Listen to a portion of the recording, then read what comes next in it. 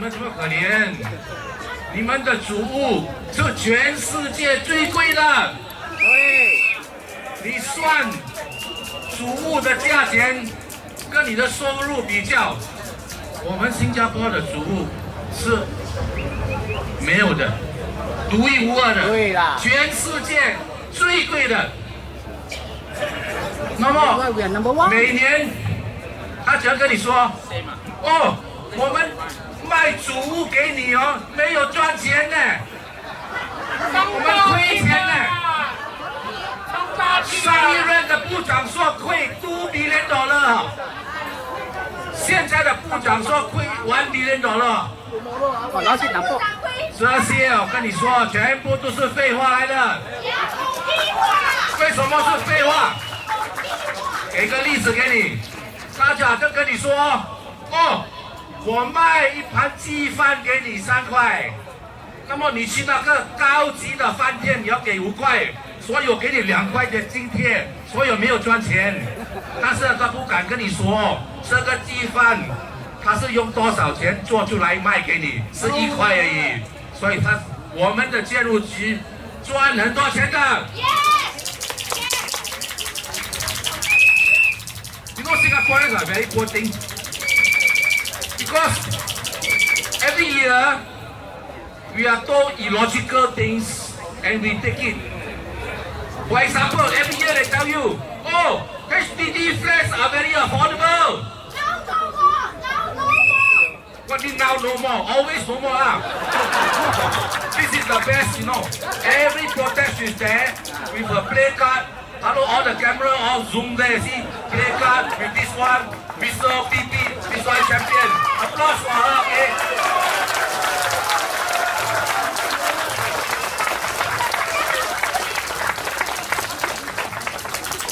I was saying, they always tell us nonsense. They say, oh, HDB very affordable. Why? Because the people who own HDB flat, on the average, only use a quarter of the income to pay for the flat. So very affordable ma. Your ordinary account is 23%. If you use 25% of income to pay HDB, almost all your mortgage can be paid using your CPF. So, you earn less than 1,000 also can afford the HDB flat. You know why this kind of reasoning is rubbish? Because if you cannot afford to buy the HDB flat, will you buy in the first place or not? No! So after you buy, of course you can afford the flat. Then if you cannot afford to pay, you will have given up the flat. So everybody who is leading the HDB flat, if you use this type of statistics and reasoning, forever is affordable. They make you a slave. You know, once upon a time, when all HDB loans were given by HDB, no bank loan, and its peak, the highest ever, 40,000 HDB flats cannot pay. More than 10% of all the HDB flats. So the statistics were so bad. What did they do? From 1st January 2003, they allowed banks to offer HDB loans. So now, when you ask, how many people cannot pay? They say, oh, I can tell you how many cannot pay use HDB loan. But I cannot tell you how many people cannot pay using bank loan. How many of the bank loans are foreclosed by bank? Oh, we cannot tell you also. It's funny, right? Now, whenever you ask how many people cannot pay, how many people the house get foreclosed, you are given but half the story. Only the HDB loan, the bank loan, they say don't know. But you know what's funny? You check back the parliamentary records. I think in 2003, one time, in reply to a question in parliament, they did disclose the area statistics for HDB bank loans as well. So how come last time can tell you, now cannot tell you? You know, Singaporeans are very poor thing because our HDB is a bit like a minefield, you know. Sometimes you step wrongly, it will explode in your face. Let me give you an example. Do you know that the moment you turn 55, all your ordinary account goes to the retirement account. So cannot use to pay for house anymore. You know, one lady wrote to the newspaper. She said, hey, I didn't know, so transfer all my money to the audit account that I cannot use to pay house. I got no money to pay the ERS. You have to sell a house. So what do they tell you now? Say, oh, don't worry. After 55, we will allow you to use half of your retirement account to pay for housing. But read the wording carefully, It's half of the retirement account provided you have more than half the CPF minimum sum in your retirement account. And that is now 77,500. Next year, the minimum sum go up to 161,000. You need 80,500. What does that mean? That means when they tell you, you can use your retirement account to pay for housing up to half the minimum sum after 55, it is provided you have more than half the minimum sum in your RA. And a lot of people don't have half. So you don't have half, no money to pay for housing.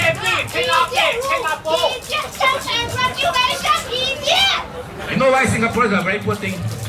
We contribute the highest contribution rate in the world, 37% for CPF. And yet when it comes to 55, you know how many people can meet the minimum sum? Over 155,000. And by the way, for those of you who don't know, we discovered that as of 1st January 2003, you must meet the CPF minimum sum. You must also meet the Medisave minimum sum before you can withdraw any money from your CPF. So effectively, your CPF minimum sum is not just 155,000. It is now 198,500. So you got to ask yourself, how many Singaporeans who reach 55, like last year, at 198,500? So back to the question. You're very poor thing because how many people can meet the minimum sum? Actually, nobody knows. You know why? Every time they ask the question in Parliament, the answer is like a jigsaw puzzle, like a riddle, right? But we kind of like made some calculations. So we estimate that Singaporeans who turned 55 last year, who can meet the 198,500, both the CPF and Medisave minimum sum, is less than 15%. Only about 1 out of 8. So you contribute the most. Then when you retire, you have so little money. So you can be, why?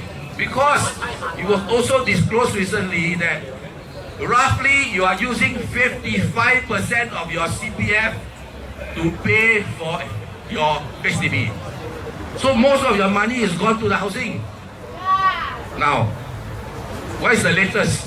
Oh, if you are old, you have no money, no problem. You can sell your HDB flat back to HDB. This is called the lease buyback scheme. This one is the most poor thing. You know why? You are poor, you have no money, and yet they ask you to sell your house to HDB. And in this sale, we have calculated, based on one example they gave in the media recently, one flat, you do this, you lose $700,000. Who make the $700,000? Who make the $700,000? Let me give you the detailed calculations. In this example, 3-room flat worth 320,000. Stay for another 30 years. After 30 years, you are still alive. HDB said, don't worry. At that time, we'll tell you what to do, whether how much you must pay if you happen to live beyond 30 years. For giving up your flat and stay for 30 years, what you get in return? In this example, $134,000 for you to top up your CPF so that you can enroll in CPF Life and get a monthly income. Then give you a 20,000 silver housing bonus. That means in total, you give up the future equity of your flat for only 154,000. You know, in other countries, how a reverse mortgage works? You take money out, and then when you die, they take the market value, they pay off the loan and interest that you have taken, the balance they give to you. In Singapore, it doesn't work like this. In Singapore, In this example, you lose $700,000. Why? Because if you take the 154,000 and you assume that the interest that they charge you is 5%, and you assume that the HDB flat will increase by 5%. By the way, HDB in history increased about 6%. So next 30 years, if you increase 5%, your flat will be worth about 1.4 million. 1.4 million the flat you give up. What you get back? 154,000. Opt into CPF life, get a money income. So if you calculate 5% on the 154,000, it works out to about 700,000. So you have lost 700,000. And now even more thing on National Day rally. Good news, Singaporean. Now 4-room flat also can use lease buyback. If 3-room lose 700,000, 4-room lose how much? We estimate. If worth 4,000, you lose 900,000. Walao, sorry, I thought like this.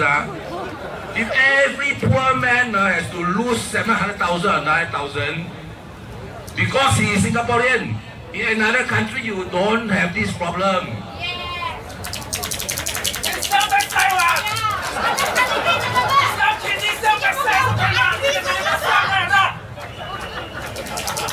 In the previous protest, we already told you, your CPF, because you're only getting 3+%, and we estimate that they invest your money, they get at least 6%. On the average, every Singaporean will have lost maybe about $1.5 million. So it's a thing. Your CPF, you lose 1.5 million. Then you do lease buyback, you lose 900,000. Altogether, you lose 2.4 million. No wonder Singaporeans are, latest they have Singaporeans of all the countries in the world, which country sleep the third least? Singaporean cannot sleep because very stressed. Now I'm not going to stress you anymore because we are running behind time. I'm going to introduce the next speaker to you. The next speaker didn't sleep at all last night. Every time organized protest, she never sleep one. After you see her face, those got camera take close up, you will find out why. I don't know whether got eat or not because she still weigh 33 kilo only. She just turned 23 years old last month. The bravest, the most courageous young Singaporean that we